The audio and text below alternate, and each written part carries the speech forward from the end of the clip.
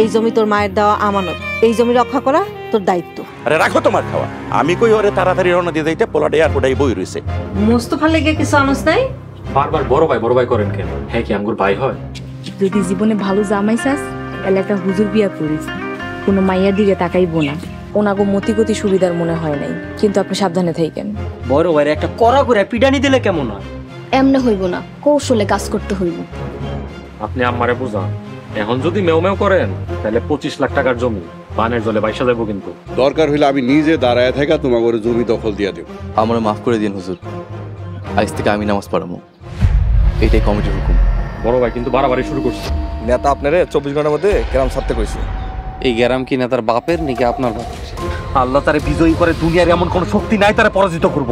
তুমি নিজেই বিচার কইরা বিচারক শাস্তে গেছো না? কালকে তুই এ বাড়ির থেকে চইলা যাবি, কথাটা মনে রাখিস।